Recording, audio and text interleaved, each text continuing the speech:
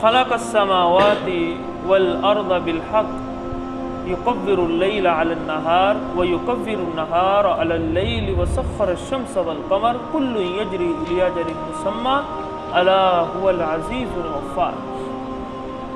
اللہ نے زمین اور آسمان حق کے ساتھ پیدا کیے، یعنی اللہ نے اس زمین اور آسمان کو ایک مقصد کے تحت بنایا ہے، اور جو چیز مقصد کے تحت بنائی جائے اس کے بارے میں پھر سوال جواب بھی ہوتے ہیں اور اس کا حساب کتاب بھی ہوتا ہے۔ تو یہ ہرگز ایسا نہیں ہے کہ آپ سوچیں کہ آئے اور چلے گئے، نہ پوچھنے والا کوئی، نہ بتانے والا کوئی، نہ کوئی لکھنے والا، نہ کوئی حساب کتاب، ایسا نہیں۔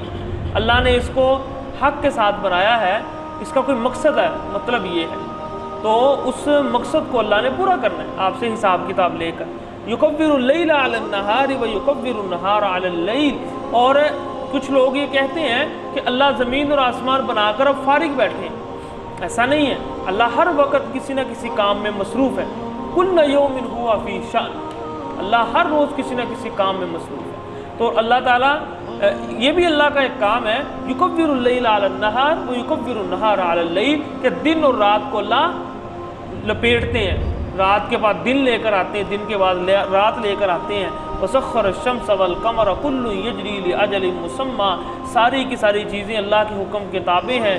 لا الا هو العزیز الغفار، اللہ سب پر غالب ہے، اور اللہ کی بڑی خوبصورت صفت ہے کہ اللہ معاف فرمانے والے ہیں۔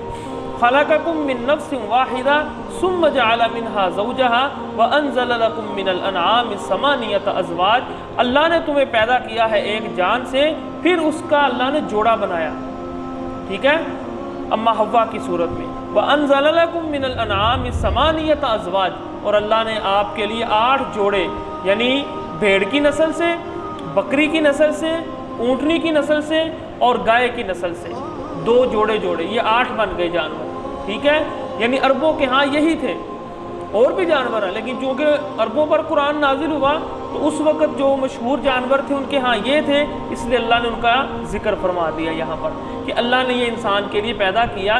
مقصد یہ ہے کہ جب اللہ نے آپ کو پیدا کیا، کھانے کے لیے بھی اللہ دے رہا ہے، سنبھال بھی اللہ رہا ہے، اور آپ کی خدمت کے لیے جانور بھی اللہ نے بھیجے ہیں، تو پھر آپ عبادات کسی اور کی کیوں کرتے ہیں؟ عبادت بھی اسی کی ہونی چاہیے جو یہ آپ کو سب کچھ دے رہا ہے۔ یخلقکم فی بطون امہاتکم خلقا من بعد خلق، اللہ تمہیں تمہارے ماؤں کے پیٹوں میں پیدا کرتے ہیں، ایک پیدائش کے بعد دوسری پیدائش، یعنی نطفے سے لے کر جب تک بچہ دنیا میں نہیں آ جاتا، یہاں پیدائش کے مرحلے ہر مہینے 2 مہینے بعد تبدیل ہوتے رہتے ہیں۔ فی ظلمات ثلاث، 3 اندھیرے، ایک پیٹ کا اندھیرا، دوسرا رحم کا اندھیرا، اور تیسرا بچے کے اوپر ایک جھلی نما ہوتی ہے، وہ یہ 3 اندھیروں کے اندر جا کر اللہ نے اس کی پرورش کی، اور وہاں پر انسان اللہ تعالیٰ اس کو خوراک پہنچا رہے ہیں۔ یہ اللہ کی قدرت ہے۔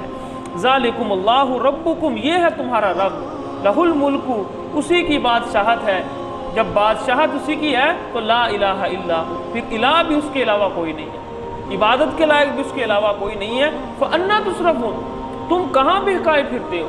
یعنی تمہیں شیطان نے کس طرف نگاہ دی ہے؟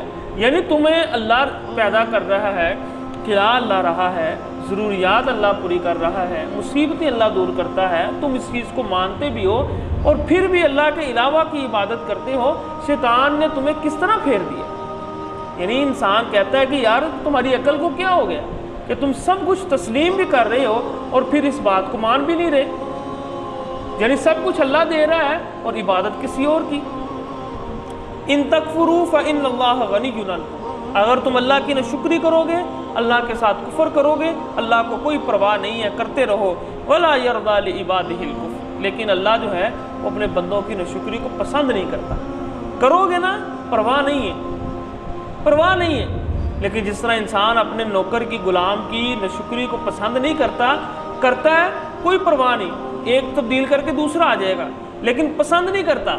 اللہ، ہم سب اللہ کے غلام ہیں، اللہ کے بندے ہیں، اللہ کو کوئی پرواہ نہیں ہے، ٹھیک ہے، لیکن اللہ کہتے ہیں کہ مجھے پسند نہیں ہے تمہاری ناشکری، اس لیے نہ کیا کرو۔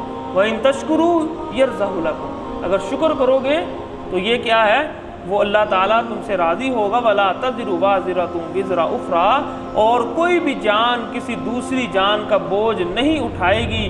ثم الی ربکم مرجعکم فینبئکم بما کنتم تعملون، ایک دن آئے گا تم اللہ کے پاس جاؤ گے، اللہ تمہیں تمہارے اعمال کی خبر دیں گے۔